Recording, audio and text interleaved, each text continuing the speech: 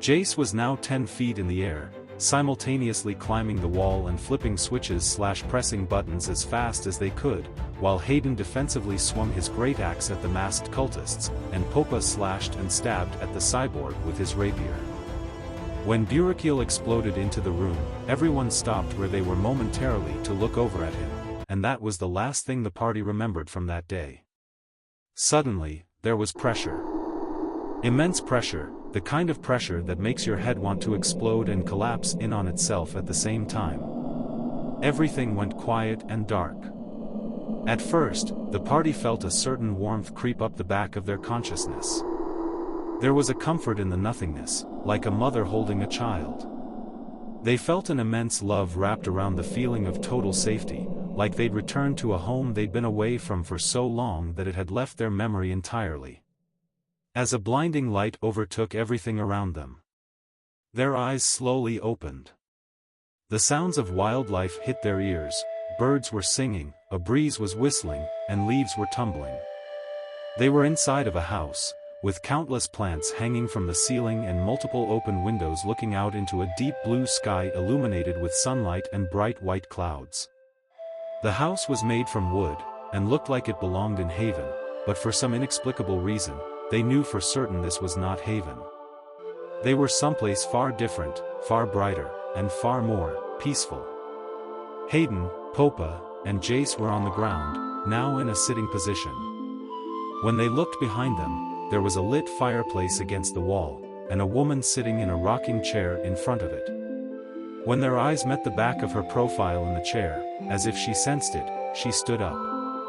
When she turned around, her hair seemed to resemble the flame of the fireplace with a deep red and flame-like orange, which cascaded down to meet a bright green, flowing dress that glittered and twinkled. Twigs, leaves, and sticks poked out of her hair and dress, and her arms were wrapped with vines and roots. She wore a seashell band around her head, golden jewelry, and seemed to have butterfly-esque wings poking out of the sides of her head. Without any words being exchanged, they all knew her name, as if they were meeting an old friend again after a very long time. Melora. In a calm and strangely familiar voice, she explained that she brought them to a safe place away from the apparatus. She went on to tell them they could not stay here for long, because for some odd reason, their souls had been marked, forbidding them to stay outside the apparatus for extended periods of time. Melora herself had been marked, but when they freed her from the wellness containment facility, the mark vanished. This gave them the notion that maybe their imprisonment had something to do with the same wellness foundation they had just encountered, but they had no way of knowing for certain, since they were still marked, nor did Melora. Apparently, this mysterious foundation was as elusive to her as it was to the party, otherwise she wouldn't have been so easily captured. In addition to this, whoever the Wellness Foundation was apparently had nothing to do with the 6 masked figures that appeared before the fight in the control room. They were known as the Royal Blue, a cult that's been active in the apparatus since its conception, who worship a long-forgotten entity whose name is too cursed to even say. So they refer to it as the Whispered One.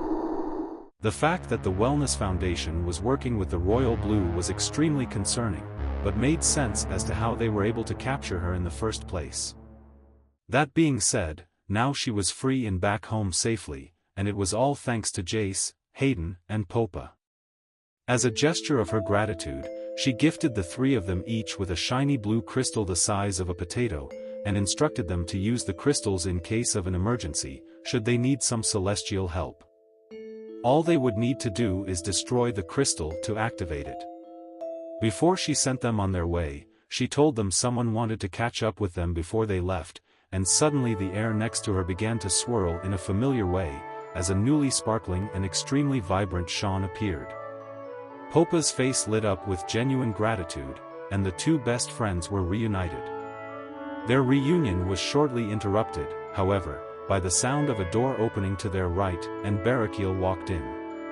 Melora, with a bow, gave them a final thank you before instructing Burakiel to lead them to the exit, and with a snap of his finger, everything around them disappeared. As everything gave way to an infinite void of clouds and blue sky, Hayden, Jace, Popa, and Sean, all calmly floated there with Barakiel, and the 5 of them exchanged a heartfelt goodbye as he thanked them for helping him. He told them that they should lay low for the time being, because Melora seemingly destroyed the entire facility they had just come from. He agreed to always watch over them, though, as their eye in the sky, and sent them off with a hug each. When Popa brought Barakiel into an embrace, his hand slid down from Barakiel's back down to his side, and into his satchel around his waist. Popa's hand came into contact with something inside the bag, and he took it. That's right, ladies, gentlemen, everyone in between. Popa fucking pickpocketed an angel, and whether or not Barakiel noticed didn't matter, because as they separated, Popa slid the object into his own back pocket, and gave an endearing peace sign with the other hand. No one said a word, and Barakiel sent the party back to room 406 at their request. And that's where we'll pick up next time on Dungeons & Dragons, The Chronicle of 406.